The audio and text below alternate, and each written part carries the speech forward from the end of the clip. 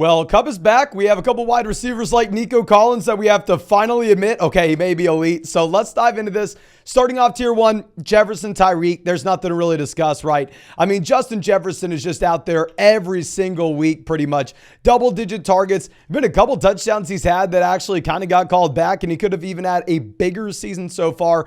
But nonetheless, he still has it as a possibility, actually, of 2,000 receiving yards this year. Now, Tyreek Hill takes a step back this past week against Buffalo. It was a tough matchup. Going up against the Giants should be easy. I mean, the thing is, right now Miami's favored by like double-digit points in this game, though. So maybe they're just going to run the ball in the second half. You still clearly want Tyreek Hill. Now, dropping down to our next tier, we'll be going Davante Adams at 3. Davante Adams still a crazy amount of targets. I mean, if you're looking at the expected fantasy points that you have with Davante Adams so far this season, he's at the very top of the NFL just based off the volume that he's had. Obviously, this past week, you didn't have Jimmy Garoppolo. You were dealing with some rookie quarterback play. But nonetheless, 4 weeks, 50 targets so far this season. I think Davante Adams will be better when Jimmy Garoppolo is back in. And actually, Myers will be startable. Someone we'll talk about later on. Stephon Diggs, good to go. Yeah, Stephon Diggs had 3 touchdowns last week. He did it off of 7 targets, right? So maybe you're going to see the drop in overall touchdown efficiency. But still, an elite level wide receiver, an elite level offense. Not too concerned about him going up against his Jacksonville defense. While, yeah, they made Desmond Ridder looked bad last week. I don't necessarily know if that has a lot to do with Jacksonville or more so due to Desmond Ridder. Now, A.J. Brown will be our next wide receiver going up against the Rams. The Rams have been allowing a ton of fantasy points to wide receivers so far this season. No concern whatsoever in this matchup. More so just concerned about what you potentially have when it comes to the drop in efficiency and the natural volatility that you may have with Philadelphia Eagles wide receivers, such as like Devonta Smith. Maybe he's the guy this next week, right? Now, Jamar Chase will be our next receiver at 6. And you know what? I'm not even going to put Jamar Chase here. We're going to be moving him down. We will probably have Amon-Ra St. Brown right ahead of Jamar Chase. With Chase, you have no T. Higgins, and you may see a bump up in targets. But ultimately, I don't necessarily know how much that will actually matter if at the end of the day, you're in a spot that you have Joe Burrow clearly not healthy. The Cincinnati Bengals have had the fewest amount of points scored so far in the NFL this season. Now, going down to our next tier, we will have CeeDee Lamb. Now, typically, I think CeeDee Lamb's actually a tier 2 wide receiver, even though he has been struggling so far this season. However, if I'm going to be honest with you, I don't necessarily think that we need to go ahead and say, oh, okay, well, let's just put CeeDee Lamb as an elite option. No. Tough matchup going up against San Fran. We'll move him down a little bit this week. You still obviously start him, but we'll be interested to see if the Dallas Cowboys actually have to throw the ball in the second half in this game. Now, Devonta Smith will be our next guy at 9. Great matchup against Los Angeles. We've already talked about this. Will actually be interesting if Cooper Kupp and Puka in this game this week make it where the Los Angeles Rams are able to stay competitive, where the Eagles may have to throw the ball in the second half. I think because you have, say, Cooper Kupp and Puka Nacua, if they're together in this offense, this may be the game of the week. We'll talk about them in 1 second. Chris Olave will be our next wide receiver now. He may move lower in these rankings if we are in a spot that Derek Carr is not fully healthy, that Derek Carr is still dealing with the shoulder injury going into this next week. I just want to be on record saying that Chris Olave through the first 3 weeks this season had double-digit targets every week, was averaging over 100 total yards per game. The drop-off in production this past week wasn't necessarily indicating, oh, okay, Alvin Kamara's in, so now Chris Olave is not going to be used as much. No. It was just Derek Carr had a bum shoulder, so of course, you could only check the ball down to Alvin Kamara. If we get some more competent quarterback play in here, I think Olave will be fine. Now, I'm going to put Puka Nacua and Cooper Kupp back-to-back here. The reports that we're getting at the time of this video are saying that Cooper Kupp is most likely going to be playing week 5, that the hamstring injury is not as serious as the Rams initially thought, and he may not be at 100%. He may instead be at 80 to 90%. Now, with that being said, I still don't think you can put him as the wide receiver 1 ahead of Puka Nacua. His first week back in, I think Puka, you probably have to project to be the wide receiver 1 this week. But if you were to ask me, Mason, who would you rather have rest of season? Who do you think has a higher ceiling? Who do you think is the wide receiver 1 in this Rams offense when we're in weeks 9, 10, 11, 12? I do think that it's Cooper Kupp. It's just him being back the first week, we can probably be a little bit hesitant. Now, Jalen Waddle will be our next wide receiver. With Jalen Waddle here, I know he's been very disappointing. No hesitation at all. I think that Jalen Waddle is a phenomenal option. With Waddle, this is an offense that's going to be at the very top of the NFL in scoring. While, yes, the targets haven't necessarily been through the roof, you've never really seen that from Jalen Waddle. Jalen Waddle has been a guy that's historically thrived off of efficiency, not necessarily volume. So I think you're in for a Jalen Waddle spike week anytime soon. Nico Collins will be our next wide receiver. I understand Nico Collins is out there dominating right now. I mean, CJ Stroud looks like one of the better quarterbacks in the NFL as a rookie. CJ Stroud averaging over 300 passing yards in Houston. I mean, Nico Collins outside of week 3 is getting double-digit targets pretty much every single week. Nico Collins looks like a must-start low-end wide receiver 1, high-end wide receiver 2 in fantasy at the moment.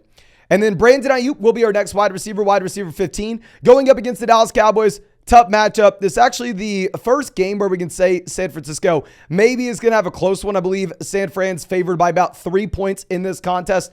While Brandon Ayuk dominated last week, keep in mind that was under the case that Deebo Samuel was not fully healthy. Deebo Samuel is more so used just as a decoy.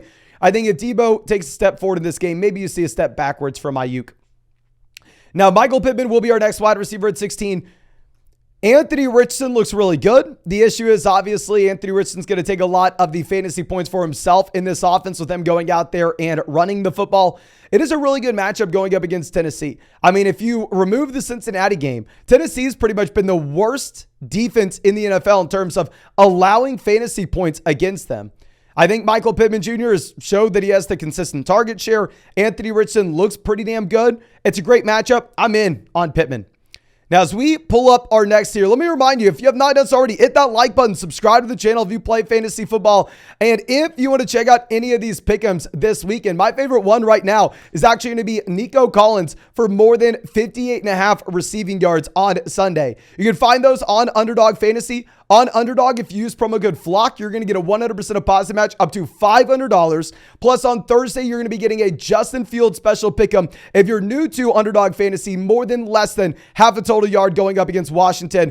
And if you use promo code FLOCK on Underdog, whether that's this week or whether that was 2 years ago, I got y'all hooked up next week with a Justin Herbert special pick'em on top of that. Super excited to be able to get that for everybody. Plus, promo code FLOCK is going to get you our rest of season fantasy football rankings. Now, going over to our next tier, we will have Calvin Ridley leading off. Calvin Ridley is on the straight decline. He has gotten worse every single week so far this season. With that being said, Calvin Ridley, I believe, is still a top talent.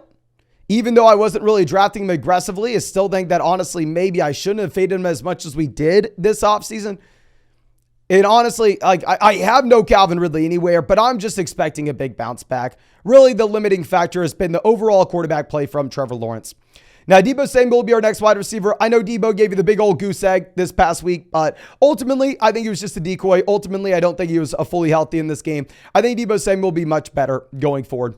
And then Christian Kirk will be our next wide receiver. We have to have him ahead. Have to have him near Calvin Ridley.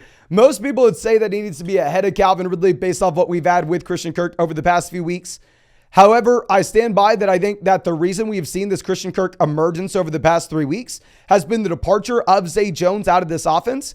If you're going back and looking at the usage of Christian Kirk, both in the preseason and week 1, when you had a healthy Zay Jones, you actually had Christian Kirk more so regulated to just slot duties and only out there in 3 wide receiver sets. So it'll be very interesting if we get Zay Jones back in this week, what the usage looks like for Christian Kirk. Now, our next wide receiver will be Garrett Wilson at 20. Y'all know, we were screaming from the rooftops the second that Devontae Adams went down. It didn't matter if Breece Hall had a good game, you sell Breece Hall. Didn't matter if Garrett Wilson looked decent, you sold Garrett Wilson. They're great talents. Zach Wilson is a bum. Zach Wilson is the worst starting quarterback in the NFL. While, yes, he had by far and away his best NFL game of his career against the Kansas City Chiefs this past weekend, ultimately, you should not overreact because of one game. We have seen a massive, massive sample of who Zach Wilson is. He's a bad quarterback. Garrett Wilson will have bad quarterback play. It is a phenomenal matchup, however, going up against Denver, the worst defense in the NFL. So it's interesting. Seeing the worst quarterback in the NFL going up against the worst defense in the NFL. If you were going to start Garrett Wilson, this would be the week. Now, Zay Flowers will be our next guy. Zay Flowers, toughish matchup going up against Pittsburgh, obviously. CJ Stroud made it look like it was easy. With Flowers, will be interesting to see what we have with the availability of Odell Beckham Jr. and Rashad Bateman. Now, I still love Lamar Jackson in fantasy because Lamar Jackson's going to have a ton of rushing production himself, but that will limit the receivers in this offense, of course. And then DJ Moore, Terry McLaurin will be our next two wide receivers at 22 and 23. Obviously, these guys going up against each other in the Thursday night game. What I was expecting is I was honestly expecting that the line for this game was going to be relatively close. I was looking at this going, okay, well, yeah, Chicago's bad. They look better against the Denver Broncos. I mean, Washington's definitely a better team, but I mean, I was surprised to see that, depending on the sportsbook you were looking at, Washington's favored by anywhere from 5.5 to 6 points in a Thursday night game. So, I mean, Vegas sportsbooks are still coming out and telling us, don't get it twisted. Justin Fields is very bad. While DJ Moore looked great last week, a lot of this maybe had to do with the Denver Broncos matchup. Now, dropping down to our next tier, we will be going with Jakobi Meyers at 24. Jakobi Meyers was someone that was not even in our top 36 wide receivers last week, I want to say. I mean, big reason is you have no Jimmy G. Really, Devontae Adams would be the only guy you can look at as the receivers in this offense. However, the 2 weeks that you had with Jimmy Garoppolo playing, Jakobi Meyers looked great. So yeah, I mean, I think you get Jimmy G this week. I think you can give a bump up to Meyers. Now, our next wide receiver will be Adam Thielen. Thielen's been pretty damn good. Like Thielen, I keep on saying, okay, he's going to fall back down to earth. I mean, this volume isn't consistent in Carolina. Well, they're going up against the Lions this week. Not necessarily an easy matchup. They are anywhere from 8.5 to 9.5 point dogs. But still, nonetheless, if you are going to be looking at Adam Thielen here, the target volume over the past 3 weeks since he's returned from the ankle has been very consistent. Hollywood Brown will be our next wide receiver at 26. The target volume is consistent here as well, and Arizona is a better offense than we were initially assuming. Now, Michael Wilson was the guy with the touchdowns this past week. While Michael Wilson, definitely an interesting waiver wire pickup to see if he continues to improve in this offense. Ultimately, super small sample, right? It's a third-round rookie wide receiver that's had one good game. Let's see him again before we decide to move Hollywood Brown down. Gabe Davis will be our next wide receiver at 27. Gabe Davis, always extremely hard to rank him, right? Because Gabe Davis is like the one wide receiver in fantasy that we can say is a boomer bust touchdown option, but you still want to start him. Typically, if it's like a boomer bust touchdown option at the wide receiver position in fantasy, it's easy to go through and say, okay, well, yeah, let's just fade these guys. We probably could find someone that's going to get consistent volume elsewhere. However, if you are going to be looking at what you have in the Bills offense, this is the one offense where like the boom bust touchdown guy is actually viable just because there'll be so many touchdowns go around. Now, next player will be Romeo Doubs and Christian Watson, 28-29. Now, yes, Romeo Doubs looked great, 100%, but ultimately, that was in a game where Christian Watson was playing on a snap count. As we go forward here, if Christian Watson is fully healthy, if Christian Watson is not limited with the snap count, I do think that in the long term, Christian Watson is the wide receiver one over Romeo Doubs. Now, obviously, in the short term, it's very hard to go out here and say, okay, that's exactly what we're going to see this week. Until we actually see it, maybe we shouldn't rank it as if it's the case, which is why we'll have both these guys back to back. But honestly, I mean, I think that they're both at least should be viewed as high-end wide receiver 3, low-end wide receiver 2s until we see what this offense actually looks like with everybody healthy. Now, DeAndre Hopkins will be our next wide receiver at 30. With Hopkins, if you look at the overall usage, it has just trended downwards, downwards, downwards.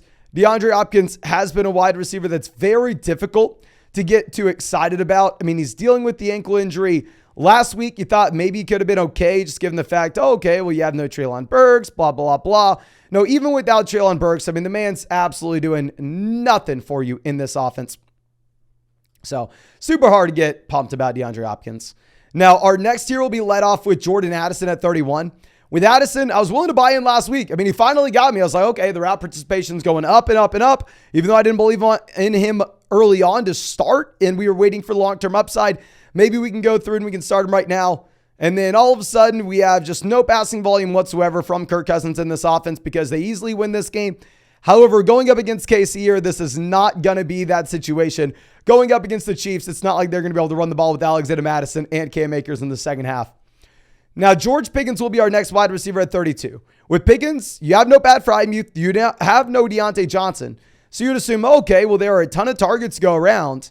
Now, the issue is Kenny Pickett's either going to play injured or you're going to have Mitch Trubisky as your starting quarterback.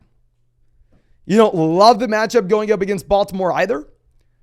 So I think that we have to go through and we have to say, okay, even if the opportunity and the stars are aligned for George Pickens from a volume perspective, if this offense is going to be horrendous with no Kenny Pickett or with a banged up Kenny Pickett, probably shouldn't be too excited about Pickens.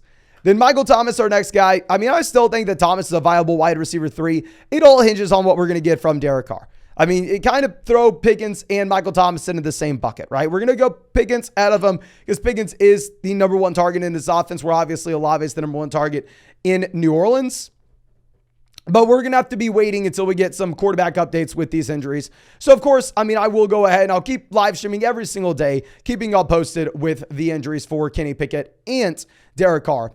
Now, Jameson Williams will be our next wide receiver at 34. If you are looking at Jameson Williams, this is a wide receiver that I think will be a good real-life option. However, from a fantasy football perspective, I think he's going to be a boom-bust field-stretching player that does not see a ton of volume. Now, of course, he can still be viable. You can still go through and you can still start Jameson Williams and hope that he does give you that massive spike week. But I'm not expecting anything more than like 5-6 targets a game. St. Brown's going to be seeing the volume. We will go with Sutton and Judy back-to-back 35-36.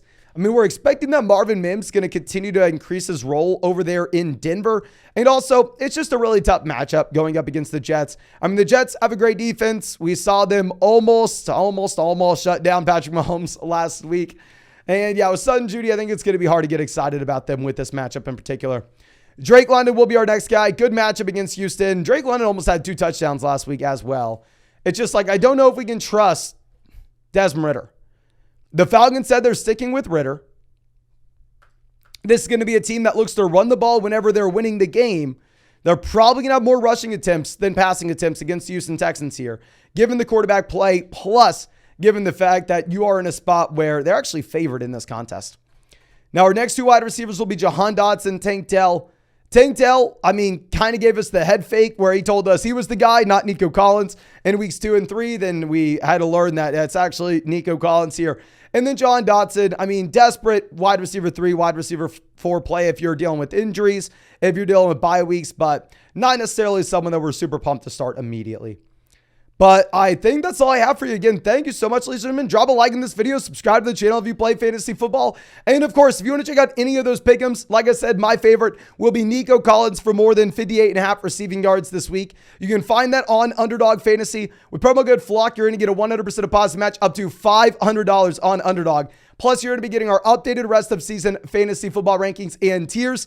This week, if you're new to Underdog, you're going to be getting a Justin Fields special pick'em, more than less than half a total yard against Washington on Thursday. Plus, if you use promo code FLOCK on Underdog, I'm going to get everybody week 6 a Justin Herbert special pick'em, more than less than half a passing yard. So please make sure you are taking advantage of that. But thank you again, ladies and gentlemen. I really do appreciate you. Really hope you have a great day, and really hope that we get to see you out with the live stream later tonight.